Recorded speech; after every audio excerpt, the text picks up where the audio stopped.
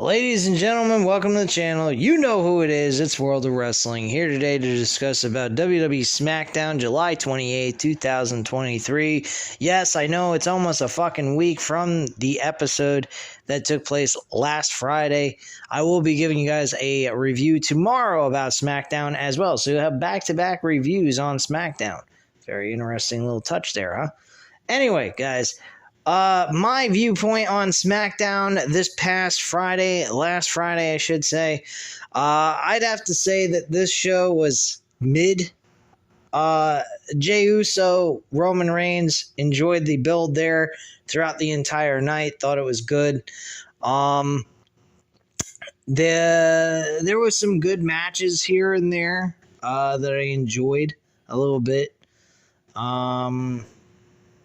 Let's just get into it and make it short and sweet to the point, guys. We had Jey Uso come out, but before he can finish his thought, Roman Reigns' music hits. Reigns and Solo Sikoa and Paul Heyman make their way to the ring. Jey stares daggers at Reigns, and Reigns tells New Orleans to acknowledge him. The crowd obliges, and Reigns notes that the reason the WWE Universe likes the Usos are because is on account of him. This is his show, so when he's on it, he's opening it. Jey must have forgot. They called Uso the right-hand man and main event because of him. Reigns accuses Jey of trying to be him, and Jey says he never wanted any of that. Similar words like what Sami Zayn said to Roman Reigns back during the Elimination Chamber build-up pay-per-view. And so it goes on. All he did for Reigns was watch his back and support him. He believed in Reigns. He believed that Reigns could lead this company and, more importantly, this family. But Reigns broke this family. He broke Jimmy, and it's all Reigns' fault. So it's a world full of let's point the blame game. Let's play the blame game. And say it's this one's fault, that one's fault, and yada, yada, yada, and take no ownership of anyone's fault here. That's pretty much where I'm getting at this. Anyway, Reigns chuckles and tells the crowd to shut up. Reigns says it's all Jey's fault. The first thing Jey did when Jimmy got hurt was ask for a title shot. Reigns tells Jey when he beats him, Jey will be gone and done. Reigns says if Jey were to beat him, he takes the title and the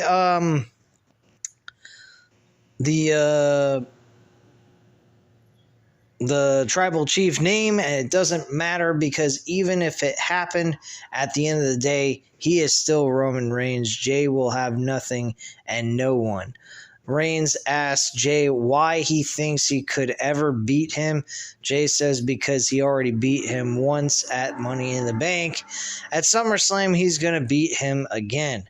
Backstage, Jey Uso decks Grayson Waller for implying he's going to lose to Roman Reigns at SummerSlam, which actually has Adam Pearce make the announcement that Jey Uso and Grayson Waller will go one-on-one in the main event for tonight's show, or for last week's show.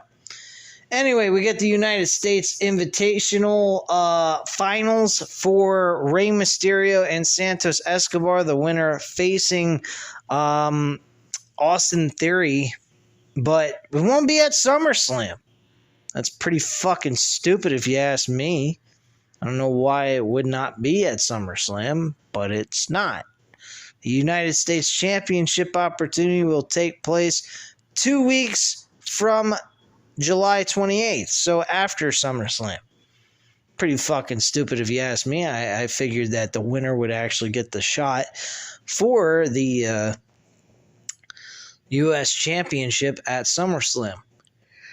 But hey, this is WWE we're talking about. When do they ever make sense? Anywho, let's move forward here. We have Santos Escobar defeating Rey Mysterio on account of a concussion incident that took place during the match.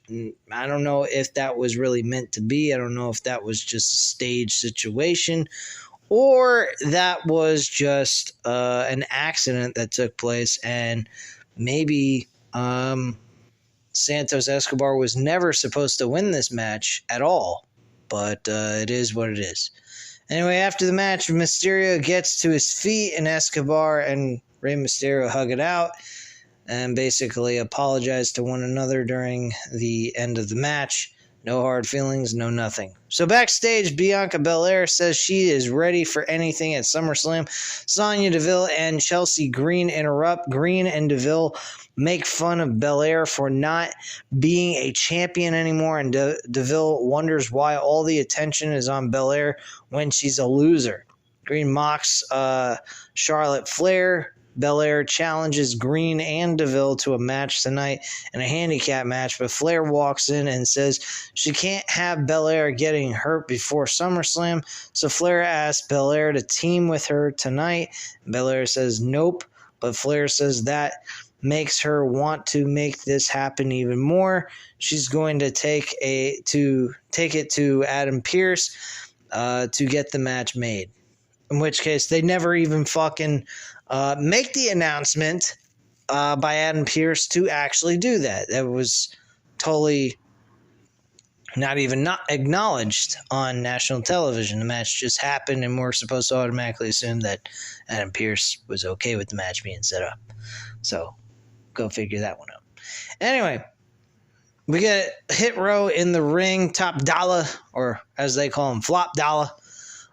B-Fab and Ashante The Adonis crap all over New Orleans, and LA Knight's music hits, gets a huge ovation by the crowd. I don't know what the fuck they're doing with LA Knight. Why isn't he challenging for the United States Championship at SummerSlam? I don't even give a fuck about him winning the title from Austin Theory. Just have him on the fucking SummerSlam card. They got him at a SummerSlam pay-per-view show in a battle royal for this so-called Slim Jam Battle Royal. What the fuck are they going to gain out of this? Are they gaining a championship opportunity? Are they going to get any momentum? What the fuck is this shit? Absolute garbage. I think LA Knight is getting a royal fucking screwing here, and I think it's absolute trash. But anyway, let's get into what happens here. LA Knight and Ashante The Adonis actually takes place. This match is made, and LA Knight, of course, wins a fucking no match here. Of course, he happens to win a match that doesn't even fucking matter. But it is what it is. I mean, I like the fact that LA Knight's getting this big ovation by these crowds, but he is not getting what he needs for booking wise. I think this is absolute trash. Really, I do. For at least LA Knight. Absolutely fucking terrible. Anyway, backstage, Adam Pearce tells Jey Uso that Grayson Waller has been banging down his door demanding a match with Uso tonight, and Jey yeets, and that means he agrees to the match. And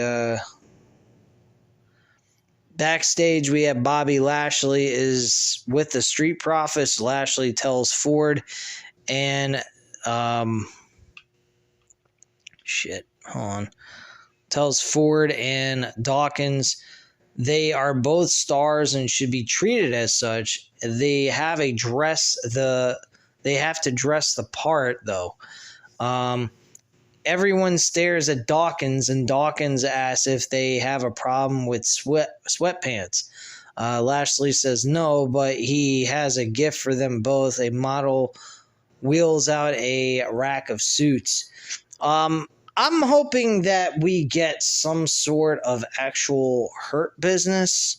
Maybe we get some sort of Hurt Business situation where maybe Bobby Lashley, the Street Profits, get an opportunity to do a legitimate War Games with Roman Reigns. But then again, there's a possibility that might not even happen on account of Vince McMahon changing Survivor Series back to its original state that it used to be back like during 2016 all the way up to 2020 situation, or 2021. So that's pretty much what I think is going to happen more than likely. So, oh well, who cares, I guess. But that's just a thought. Next up, we have Belair and Charlotte Flair versus the women's tag team champions Chelsea Green and Sonya Deville. This was absolute fucking waste of time. Charlotte Flair and Bianca Belair have nothing but tag team problems. Charlotte Flair ends up tagging herself in at the end while Bianca Belair had her opponent beat, and she just wanted to have the victory under her belt so that she could say that, hey, look at me, I went ahead and did this, and I'm the winner, and yada, yada, yada, and whatever. So, anyway, after the match, Belair and Flair argue. Complete utter fucking waste of time. This was the biggest waste of the whole fucking show, personally, if you ask me. But it is what it is. Backstage, Grayson Waller says Jey Uso's too distracted by his family issues to be able to handle the Grayson Waller effect. And backstage, Carl Anderson tells AJ Styles, Gallows, and Mia Yim to let him do this match by himself. He has the match with Karrion Kross, and Karrion Kross mops the floor with Carl Anderson without a shadow of a doubt. It's a complete wash overall. So nothing shocking there. After the match is over, though, Kross traps Anderson in the rear naked choke. The OC runs down to the ring and Kross walks off. So we got continuation of that. Backstage, Reigns, Heyman, and Solo Sikoa watch Jey Uso make his way to the ring on a monitor screen. And Jey Uso and Grayson Waller have their match. Jey Uso actually wins the match fairly quickly, leaving them a few more minutes to have Roman and Jey Uso kind of get physical in the ring. They both get the advantage on each other in this after-match segment. Solo Sikoa attacks Jey from behind. Jey ducks the Samoan spike and super kicks Sikoa. Reigns hits the ring and misses a clothesline, and Jey spears Reigns, which shocked everyone, even me. I got chills down my spine when I saw that. I was very shocked. And he looked like he hit it pretty well, too. Jey goes up top, but Solo Sikoa pushes Jey off the top rope, and Jey gets stunned on the top rope. Solo Sikoa crushes Jey with a spinning solo, and Reigns and Solo Sikoa hit Samoan domination, which is a spear and the Samoan spike combo, and Jey is barely moving, and Reigns gets upset at the crowd chanting, and Reigns tells Solo Sikoa to do the same thing again with Jey, with him basically telling him to stand him back up, to do the maneuver over one more time, and this time Jey Uso's not moving at all, and Solo Sikoa stares at Jey as Reigns celebrates in the middle of the ring. Everything on this show was basically filler. Like I said, we have LA Knight going to be in this fucking match, the Battle Royal. Next week, we're going to see Sheamus and LA Knight competing one-on-one. That should be an interesting matchup. Hopefully, they have LA Knight win that match against Sheamus, or at least have it as a draw. Something of that kind of nature. But at the end of the day, sorry, a little bit tired, very long day. But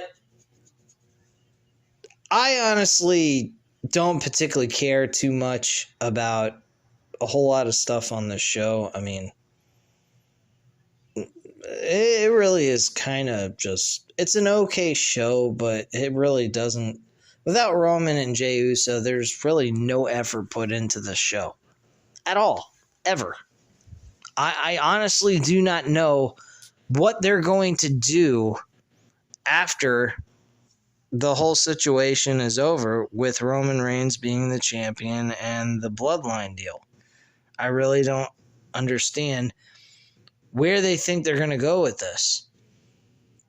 I personally would be perfectly fine with Jey Uso winning this championship. I know damn well that's not the proper move, but in storyline purposes, it would make sense. It started with Jey, and you can end it with Jey if you really want to, but there's no long-term storyline booking after Jey Uso wins the WWE Undisputed Universal Championship.